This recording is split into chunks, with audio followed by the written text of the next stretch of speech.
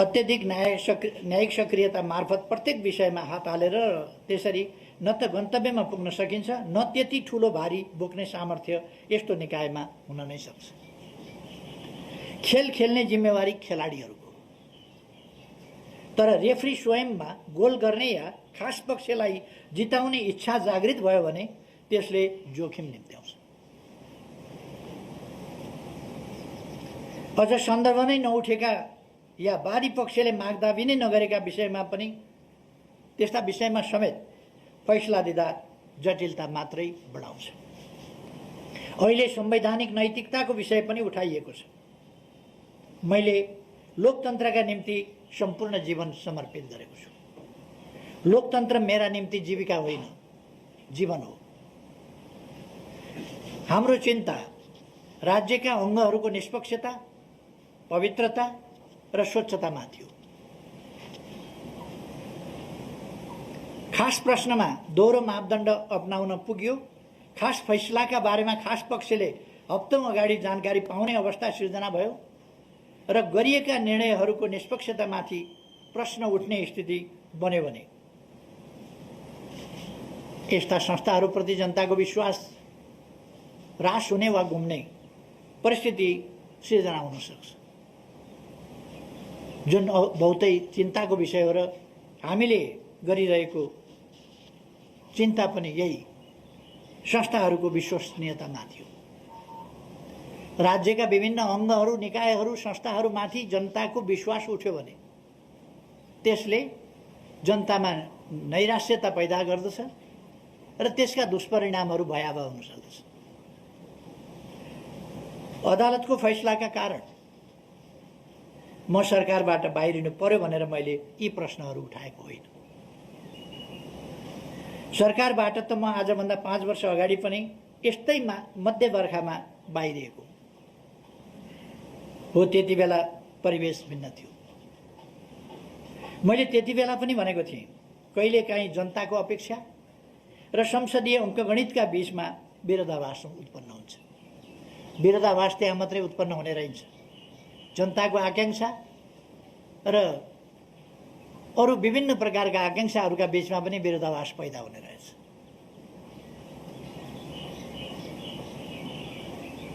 मैले भनेको थिएँ, यो नै समयको अन्त्य पनि होइन। मेरो अटल विश्वास जनतामाथि थियो र आज पनि छ र तिनै जनताको विश्वासबाट त्यसको 1.5 वर्षपछि मैले यो जिम्मेवारी सम्हाल्ने अवसर पाएको थिएँ। आज फेरि जनताको जनादेशले होइन, सर्वोच्चको परामादेशले। जनताको जनादेश त मेरो पक्षमा थियो, परमादेश शेरबहादुरजीको पक्षमा भयो। त्यसकारण सर्वोच्चको परामादेशका कारण मैले सरकारको जिम्मेवारीबाट बिदा लिँदैछु। सरकारबाट बाहिरिनु परेको विषयमा मलाई रत्तिभर चिन्ता छैन।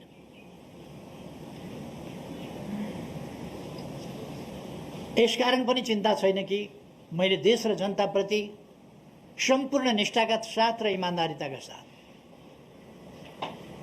देशको समृद्धि, सुशासन, विकास यी कुराहरूलाई ध्यानमा राखेर, जनतालाई सेवा सुविधा पुर्याउने उद्देश्यलाई ध्यानमा राखेर सम्पूर्ण इमान्दारिताका साथ काम गरेको छु र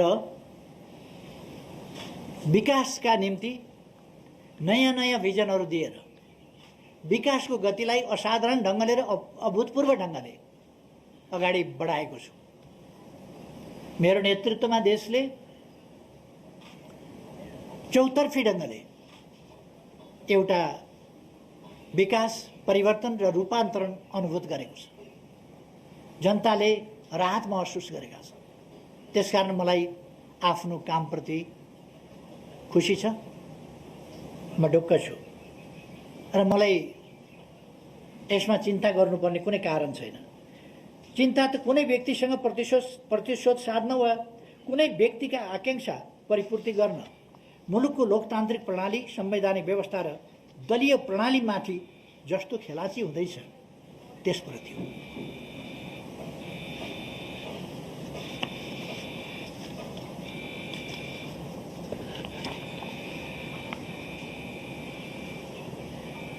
आज देश कोभिड-19 को महामारीबाट गुज्रिरहेको छ, जसरी विश्व पनि गुज्रिरहेको छ। म विगतका विवरणहरूतिर जान चाहन्न। कस्ता समस्याहरूको, कस्तो कठिन परिस्थितिको, कस्तो अभावका बीचमा, तयारीहीन अवस्थामा कसरी हामीले सामना गर्यौं र तयारीलाई कसरी अगाडि बढायौं, त्यस सम्बन्धमा सिंगै देश जानकार छ। मैले अहिले दोहोऱ्याइरहनु पर्यो जस्तो लाग्दैन। अहिलेको प्रश्न भनेको खोपको आपूर्ति हो मूल प्रश्न। अब हामी कोभिड-19 लाई नियन्त्रण गर्ने चरणमा प्रवेश गरेका छौं र हामीले अब सम्पूर्ण नेपाली जनतालाई खोप लगाउने, खोप उपलब्ध गराउने प्रबन्ध गरेका छौं र देश खोप युक्त अवस्थामा सबैलाई पुर्याउने त्यस बाटोमा अगाडि बढिसकेको छ।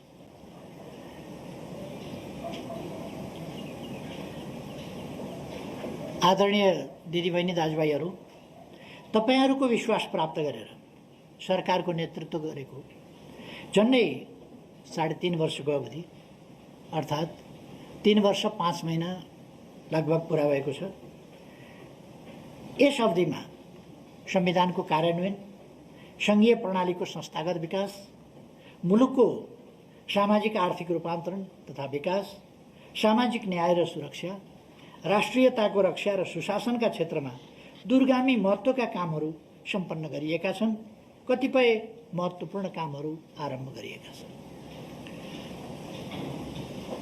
राजनीतिलाई केवल सुविधाको, भागभण्डाको, सुविधा र सत्तारोहणको विषयका रूपमा बुझ्ने बुझाउने गरिएको हाम्रो जस्तो परिवेशमा मलाई मुलुकको विकास, समृद्धि, जनताको हित र राष्ट्रियताको सुदृढीकरण एवं सुशासनमा केन्द्रित गर्ने गरी नयाँ दिशा दिनु सहज थिएन। यसो गर्न खोज्दा मैले पटक पटक आफ्नै भित्र र बाहिरबाट सिर्जित अवरोध, घेराबन्दी र षड्यन्त्रको सामना गर्नु पर्यो।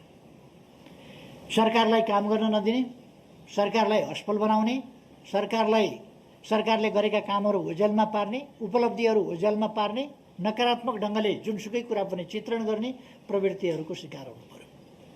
त्यो बाहिरबाट मात्रै होइन, आफ्नै भित्रबाट समेत शिकार हुनु पर्यो। ती सबको सामना गर्दै हामीले गरेका कामहरूले मुलुकमा समृद्धिको बलियो आधारशिला भने खडा गरेका छन्। यस अवधिमा नेपालको संविधान पूर्ण कार्यान्वयनमा आएको छ। यसका लागि 50औं कानुनहरूको निर्माण र 100औं कानुनहरूको परिमार्जन गरिएको छ। झन्नै शून्यबाट सुरु गरेर संघीयतालाई संस्थागत र सुदृढीकरण गरिएको छ।